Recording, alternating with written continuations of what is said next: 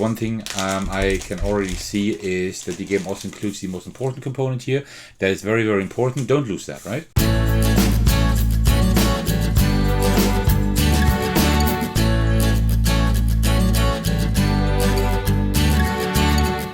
Hey everyone, this is Thecos, and today I will be showing you Cascadia Rolling Rivers and Rolling Hills. I actually went all in for that Kickstarter campaign because, as many of you may know, I'm a huge Cascadia fan, and I have quite a few videos on my channel regarding this game. And now there was a roll and flip and write game coming out, so they're both in there, cards and dice. And I said, okay, I need to back this, and I backed both versions because they are a little bit different. And also, if you have both, you cannot play with only up to 4 players, like you would with one of these, but you can actually play with up to 8 players then. So, really looking forward to that. There should be some Kickstarter promos, but they weren't in the package that I got. So I hope they're in the boxes themselves. And before we start unboxing these two, grab yourself a cup of tea and let's go. All right, very good. There we go. Now we're ready to start. Let's start with Rolling Hills. Why don't we? So let me just put that aside for now, and let's just open this up. So we here have, where is it? Here, ages 10 and up, 15 to 30 minutes, 1 to 4 players. All right, and here you see you see everything you do pretty much. You roll dice and take actions. Then you can collect wildlife somehow, and you can spend that wildlife to complete habitat cards. Probably these up here, and then you can fill in your environment sheet to score the most points. All right, so I guess rolling, collecting, spending stuff, and filling in your sheet. Okay, very cool. That sounds interesting. So let's open that up. It's nice that it's like a small box, and yeah, it looks like you have enough room here to maybe put both in one package. I think that's something that I would try to do. Let's see if that would work. All right, so let's take a look at the rulebook first, which is pretty thick, but I guess it has a lot of solo stuff probably already in here. All right, so what do we have here? Yeah, it looks pretty much just like the Cascadia rulebook, right? The regular Cascadia rulebook. We have a setup here with numbers here, numbers there. You know I like that. We have the components here, and then here, gameplay, roll dice, collect wildlife, take dice actions, complete the habitat cards. It looks a little bit more complex than the regular Cascadia, but maybe maybe it just looks like that. But yeah, just looks good. Like the contrast, everything readable. Lots of images and examples here. Very, very cool. And there are 2 different sheets, 3 different sheets, 4 different sheets. Yeah, and then we have the solo mode rules here. Family mode. Okay, there's a family mode again, just like in regular Cascadia. That is good. And then we have the completion cards. How you mix versions, scenarios, achievements. Yeah, okay. And then here are all the scenarios and achievements you can do. So that's cool. Just like in the regular Cascadia, you can play through the game several times, try to do different things. Very, very cool. All right, so let's take a look here what we have here. So first of all, one thing I can already see is that the game also includes the most important component here. That is very, very important. Don't lose that, right? Otherwise you can't play the game. So first of all, we have dice, and the cool interesting thing here is, oh, these are really chunky and nice. We have large dice and small dice. I have no idea why, but these look really good. These look really good. Yeah, nice. Very pretty. I especially like the small ones here, like the brown dice. It's just very thematic, right? With nature and everything. So very cool. I like that.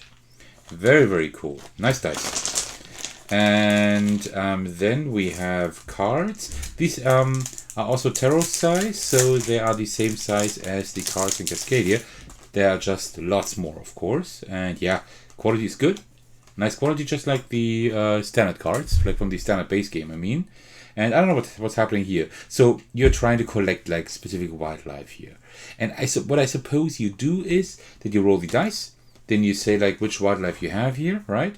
And then you spend that wildlife here for these cards, and then you get whatever's down here. That's kind of what I expect is happening here. Okay, very cool. Yeah, nice. We do have, rivers, wetlands, prairies, forests. Interesting. And then again in black and then white. I have no idea, maybe you just use a specific set when you play. And we also have summary cards again, player aids, very cool. We have the round summary here, and then also the family mode summary. That is really good. That is really, really nice. Cool. I like that. Then here we have the sheets for collecting the wildlife. Are they double-sided? Yes, they are. That is very good. Very, very good. And yeah, very cool. So we have like the 5 different wildlife here, and here we have these nature tokens here. Very cool. Then here we have completion. Okay, what is that? Are these specific like things, like specific contracts or missions you can do? It looks like it almost. Gain 1 nature token, gain 2 salmon. Yeah, I don't know what's happening here. But okay, cool. These are like specific things you can get. How? I don't know. Oh, or some things you lose. Interesting. Completion. I don't know what that does, right? But I mean, that's why it's not a gameplay video, but an unboxing. Yeah, I would have to play that really, really soon because I think I'll really like this. And then here, this is the mini expansion. This is the Kickstarter exclusive expansion, but usually you can also, like AEG does it in such a way that you can also buy these expansions like afterwards. So yeah, you just get them like cheaper if you get them during the Kickstarter. We have a mini expansion here with a few rules here. Very good. Rules 1, 2, and 3. 3 different new rules that come in. And then you have like summit goals here. First, to fully complete any habitat. First, to have 10 nature tokens. Okay, they're like specific things you can try to do. Okay, very cool. And then you get like rewards or end game rewards. Okay, yeah, cool, nice. It's always nice to have like some variety here. That is always good. All right, so and we're almost through with the first box. Here we have these sheets, and now I'm gonna be excited because we only have like one. There's only one pad here. This is sheet number A. This is all A. And then B. Then is B here, and C is there. Okay. And D. Okay, they're all together. So yeah, we'll have to like just go here if you want to have D, and then just rip it out from like in between. Okay.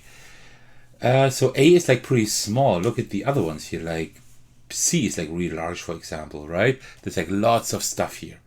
That looks really cool, actually. Okay. I see. Okay, so landmarks are also in here, just like in the expansion for the regular base game. And it seems like you can like, whenever you get like these landscapes, you can like cross them off here, and then you get like specific bonuses and stuff, I guess. Cool. Okay, this is something that I could enjoy quite a bit. Here's also some flavor text. That is nice. Yeah, very cool. And they're double-sided as well, which is really good. Which is really, really nice. All right, great. Yeah, nice. That is nice. I like this. So let me put all of that back, and let's take a look at the rolling hills. The rolling rivers in just a moment. And I think there's enough room to actually put everything in one box. One thing I would like to know is they said here about combining games. Here, mixing versions. Yeah, you can mix them. So you need central dice only once, probably. Oh no, you need all the dice, but you need to like pick one of these sets, and you can put all habitat cards together. Okay, so you will need everything in one box, but I think it should fit. Yeah, I'll definitely try that later on to fit everything in one box. That would be amazing, because I'd have a really cool, hopefully cool, roll and write in just that small box instead of 2 boxes, right? Because definitely like want to keep both. Oh no, I almost made my game unplayable. You go back in there. You're very important. They didn't say anything about the most important components. Well, I'm mixing but that's fine. Same thing here, right? The back looks the same pretty much, just all in blue. It's a different theme for sure. I think the mechanisms should be similar, I suppose, or maybe the same. Also, wonderful players, 15 to 30 minutes, and ages 10 and up. So let's check those out here. Rolling Rivers. Let me guess, the rulebook looks identical. Yeah, it does. It definitely does. Like, I think the sheets, that is actually different. Oh no, it's not different. We still have this here, but I guess just the sheets are different, right? The rest and the cards are different as well, and the dice are different, right? But you can like take these dice also for Rolling Hills, and you can also take these and mix them together with the others. So, yeah, I think this we can unbox a little bit shorter. Of course, we do have the most important component here, and apart from that, yeah, these dice are pretty cool as well. The blue ones here, and then also the small brown ones, which I really love. I love these small brown dice. yeah, I will definitely use those in the Component Monday in the future because these are amazing. These are really cool. And then here we have more cards. Yeah, it's not that interesting because they pretty much look similar to the other cards there. Yeah, they pretty much look identical. Just they might have different artwork, but maybe not. But very cool. Of course, it's artwork by Beth Sobel again, and she always does amazing artwork. Round summary, family summary. So everything is the same pretty much. This here is all, of course, the same because you're just collecting wildlife, right? What we have different sheets here. And the top sheet, yeah, but they look similar as well, just like the others. It's just like a different theme and stuff. And I mean, they have different landscapes here in different patterns, right? So here, for example, we have B, but B is something like this. I don't know if that was also the same shape in Rolling Hills. I'm not quite sure. But I think C looked pretty similar. Yeah, C looks pretty similar, but you see like it's a different arrangement here. And different bonuses in different places, so it's a little bit different. I don't know how different they really play. I don't know. But I mainly got it just because I love Cascadia. I want to have everything Cascadia. That's one thing. And second thing is I want to be able to play this with up to 8 players, right? Because 4 players is not a whole lot. Right? And I at least want to play with 5 or something. 5 or 6. And 8 is amazing, right? So you can even play this in a party game setting, right? If you have like a lot of people there, you can just say, oh, you know what? Let's play this Cascadia. And then here we have completions again. This is like the mini expansion again, this time for Rolling Rivers. So there are just other things that you... Oh no, there's something different.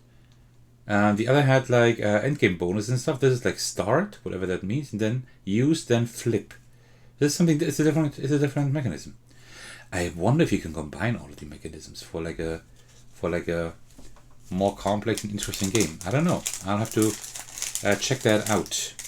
But apart from that, and then we also have these here, the completions. But I guess these are not that different from what we have in Rolling Hills. I suppose at least. Let's see. Gain 1 nature token, double salmon, rolling gain. Very cool. Okay, yeah, nice. Very, very cool.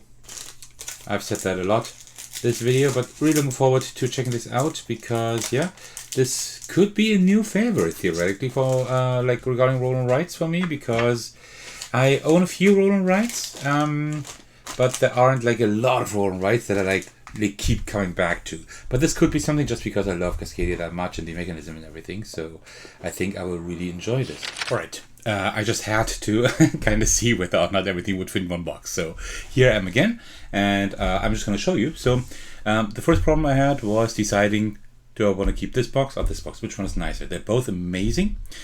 Here I like the motor of the animals more. Here I like the color scheme more. So what I did is the following. I took this box, but I actually put in the rule book of the other one, so I have both images, you know? So let me just show you what I did here. As you can see, everything fits in here. There is hardly any box lift. It's just very, very minimal up here, and the box bends slightly here, but it's not a whole lot. So let me just show you what I did. I did it like this. It's not perfect, right? Because all the dice here are loose in here. But I guess you could probably maybe also put them in bags and then arrange them like this. But that's how I put it here, right? So let me just take out the dice here. This one is the one that bends the box a little bit, but that is fine. And then here I got some of the completion cards here. Of course, I got the most important component. Let me just put all of that here. And then here I got like all the different cards. These are not sorted yet because I checked the rules. What you do is you have like tier 1 and tier 2 cards. These are all tier 2 cards. And these are the tier 1 cards. I don't exactly know how you play with them, but what you can do, you can take all the tier 1 cards from both games, put them together, and all the tier 2 cards from both games and put them together, right? I still need to do that. So here I have the cards. And then down here you see here more dice on the right here. Let me just take them out for now. Then here I got the more completion cards, right? And here I have the other expansions. So these two are the expansions, right? So actually I could put them like both in the bottom here and put these at the top, right? Doesn't really matter. And these are the completion cards from the base game. I have to check out like whether or not you can like also shuffle them all up. I don't know yet. But that's how I did it here. Then here I got 6 dice as well. And then here I got the that's like the wildlife thing, like where you collect your wildlife, right? There are two of those. So what I did is the following, because both don't fit. You saw the box was just like filled up to the brim with everything. So what I did is this is the box that I didn't keep, right? And in this box I kept the other rulebook, because you only need one, of course.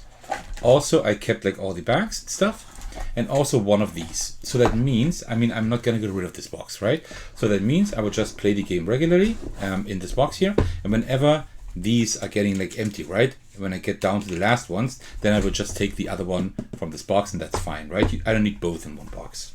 And then at the bottom I have like both of the scoring sheets, right? This one here is for the Rolling Hills, and this is for the Rolling Rivers. How do you know? Well, like all the cars and everything here has like these symbols. This one here with the waves, I don't know if you can see it well. Maybe you can see it here a little bit better. With the waves here, that means that's for Rolling Rivers, and this is for Rolling Hills, right? So you know that. So I have all the, let's rebox everything. I have the main sheets here. Then I put the wildlife sheet here.